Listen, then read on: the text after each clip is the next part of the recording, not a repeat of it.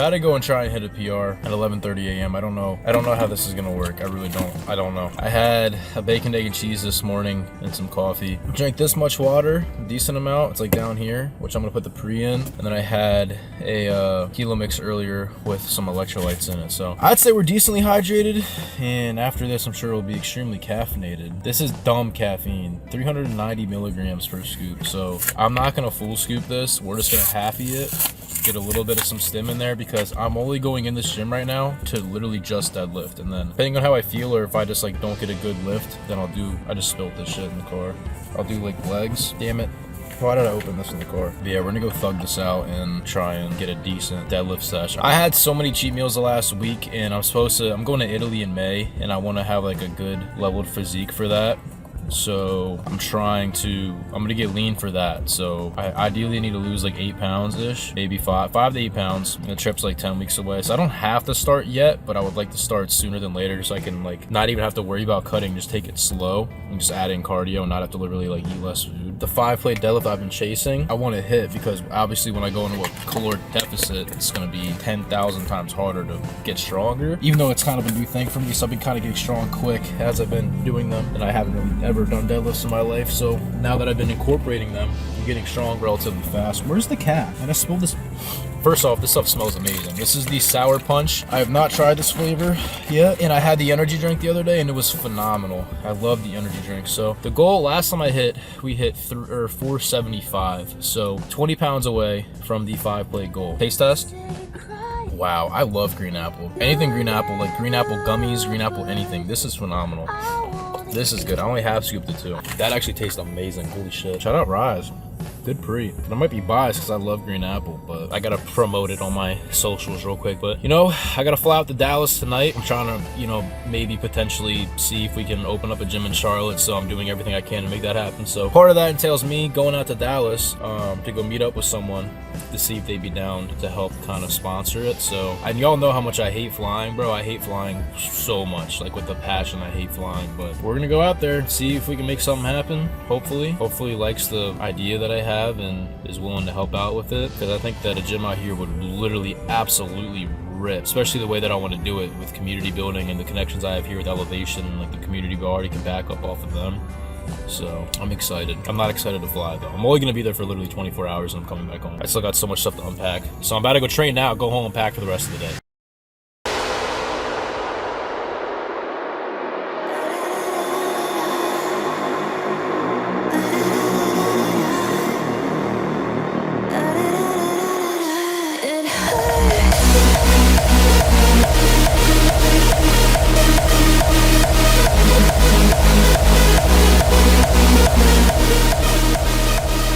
Got it, dumbass. Stop playing, dummy.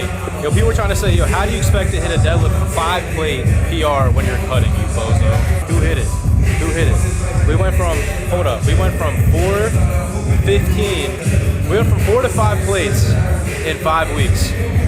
Everyone's saying, oh, aesthetics this, Alex isn't strong. Bro, come on now. I know I'm like low-key, I gotta humble myself because still people lift like 6-7 plates, but bro, I've been deadlifting for 5 weeks. We hit 5 plates. Come on now. I never deadlifted in my whole entire career bodybuilding consistently ever. 5 weeks we do it consistently. I'm done now though. I'm done. I'm cutting. I'm getting shredded now. That's my powerlifting arc is over.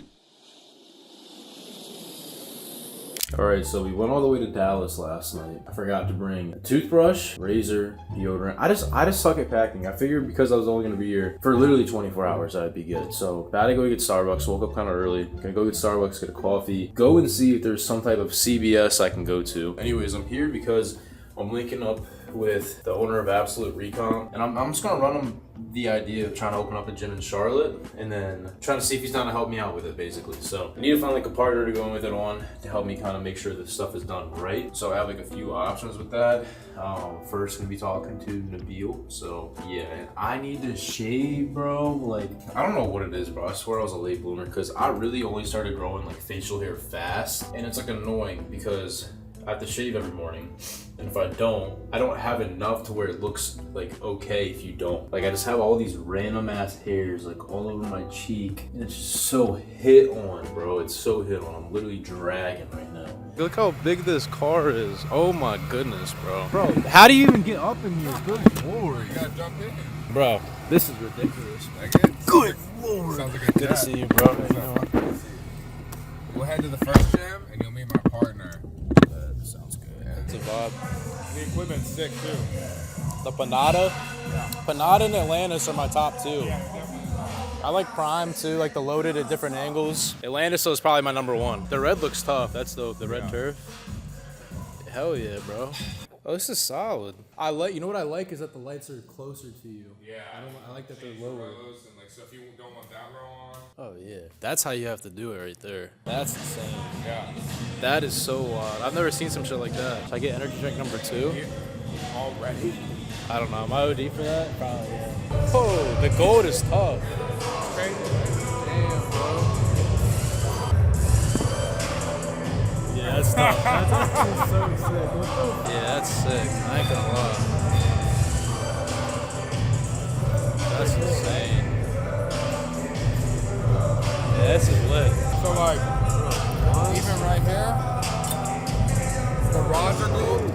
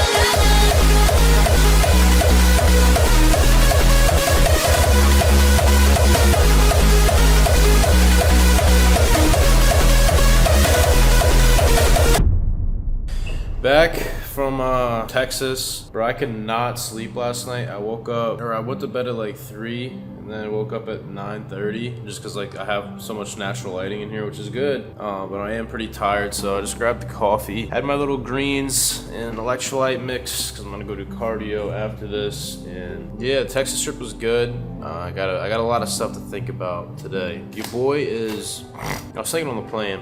I'm going through something right now, end of the world, but I'm going through a hardship, let's call it. And I was like thinking on the plane, I was like immediately thinking to what Bible verses I'm going to go to. And because of the position of my heart being in a position of like, damn, I'm going through some like a rough patch right now, like a little hiccup, I go to verses that are completely different than verses that I go to when I'm good and uplifted. And my mind will be more made aware of that. When I go to read the word now, when I'm in a position of everything's good in life, I'm happy and like well off, I'll more likely go to verses and read verses that apply to that, versus when you're going through a kind of bad or worse season, your mind's gonna more be attracted to those verses that appeal to that. So I'm like, maybe I'm going through this because this will allow me to hit the Bible studies from a different angle, from an angle of hardship rather than like an angle of worship.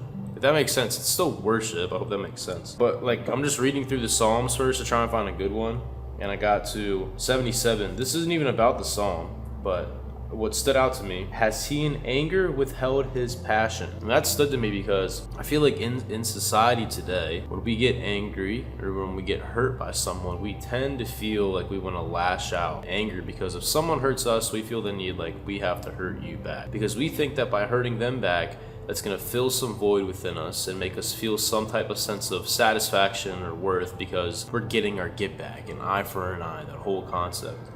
And that if we withhold our compassion, because we're letting our anger withhold our compassion, that's going to somehow leave us satisfied. When it never does. It never does. I don't know. For me, I feel like I don't ever, even like relationships, all that, I don't ever get angry. If I get angry somehow in a relationship, it has to be like I don't know. If let's say like a relationship with a girl, right? It'd be like cheating. Like that's probably what would get me angry. But there will be nothing that ever gets me angry. Even in like friendships, I don't get mad at people. Well, my way is I transition it, because I used to have anger issues, into being sad. Because hear me out. I think that being sad is more loving than being angry, because when you're angry, it involves usually two people, you lashing out to hurt another person. When you are sad and you were depressed or whatever, it is you on you. It is you hurting yourself in a sense. Instead of lashing out, hurting someone else, you keep it kind of inside on your own to where it only hurts yourself. And that's kind of a selfless act. So I think that's a better way to go about it. It's still not good, because being sad still sucks. When you think about it, if like everyone in our society could, instead of when they get angry, they turn that anger into like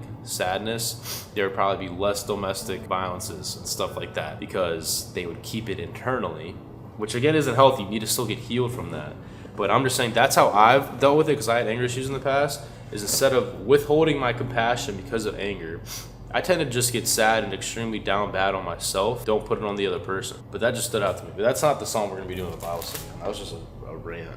Like, do you, like, genuinely, do you guys get more angry or do you get more sad? Like, I get sad, bro. I'll just cry and be in my bag. Like, I won't ever lash out at somebody. If I get hurt from someone, they'll never know. I guess one thing I kind of want to talk about, I don't know if this will be a Bible verse of the day. I might just do my own word for myself, because I am going through something. I kind of need one. I heard something the other day, and it was a guy explaining on a podcast how those who kill themselves, right, Christians or whatever, or a significant other, let's say, that you've had in your life who has killed himself because of depression or whatever it is, how there's this common theme that like, oh, they're gonna go to hell. The guy kind of defended it, and I honestly believe that they won't go to hell, and this is why. They kind of use the concept of Judas, who betrayed Jesus. Like, do we think that Judas went to hell, right? The man who betrayed Jesus and got him crucified. First, it was a fulfillment of prophecy, and also I think God understands your heart.